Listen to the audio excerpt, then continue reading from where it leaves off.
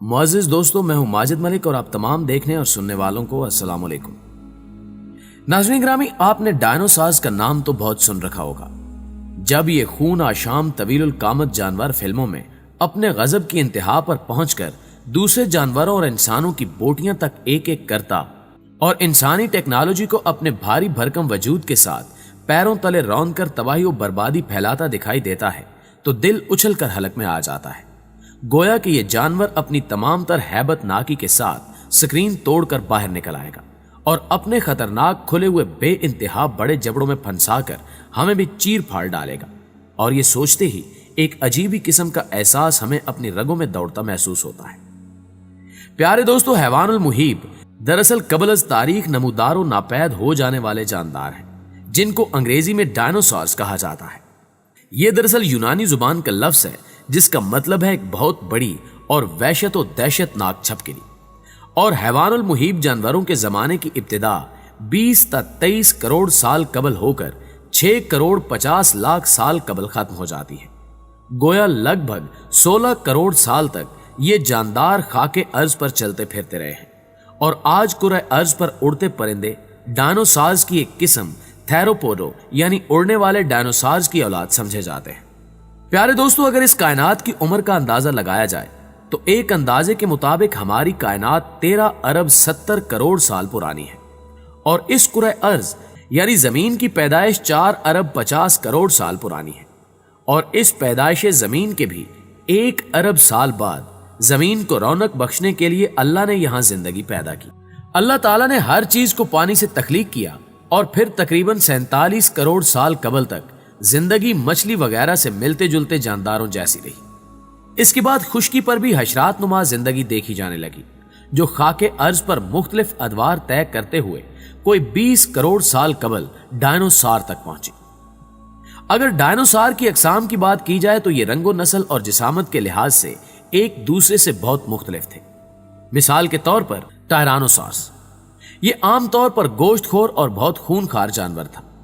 اس کی لمبائی 6.1 میٹر تھی، اس کا وزن 15,000 کلو گرام تھا، اور یہ 27 کلومیٹر فی گھنٹے کی رفتار سے دوڑا کرتا تھا، اور اس کے دانت بہت تیز ہوتے تھے جو لمحوں میں اپنے شکار کو چیر پھاڑ کر رکھ دیتے تھے، اور عمومی طور پر یہی ڈائنوسارز فلموں میں دکھایا جاتا ہے۔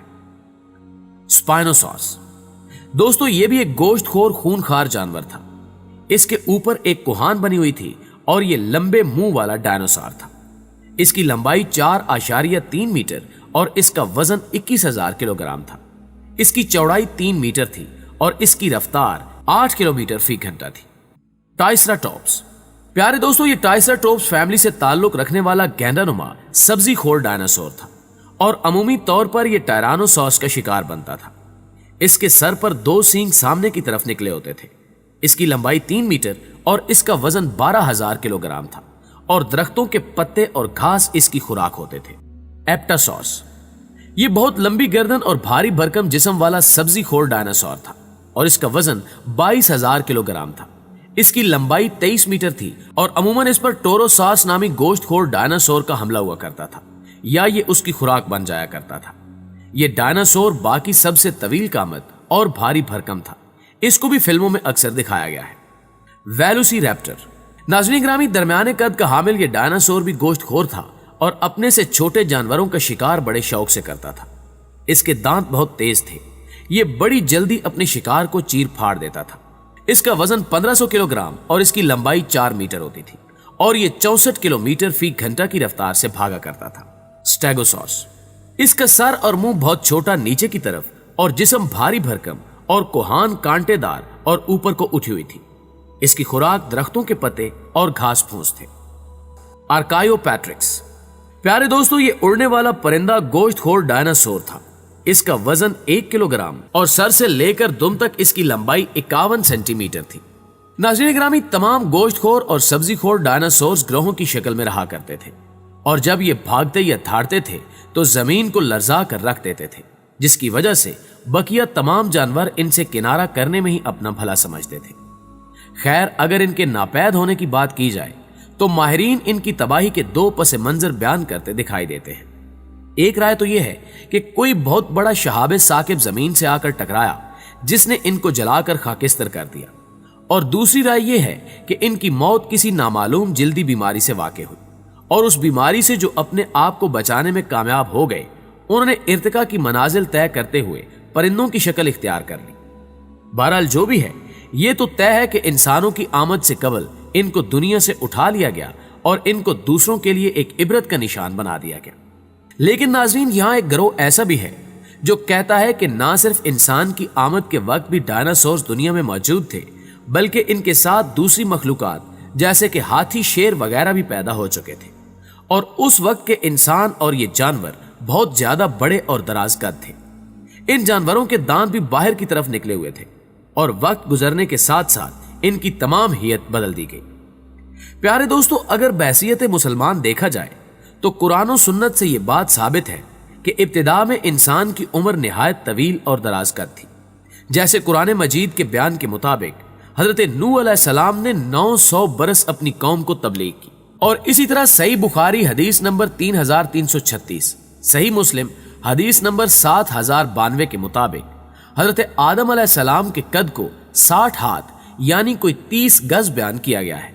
और सिर्फ यही नहीं, बल्कि हजरत हूद अलैहिस्सलाम की कौम आद के तवील कामत होने का भी कुरान करीम में वाज़ेह जिक्र मौजूद है।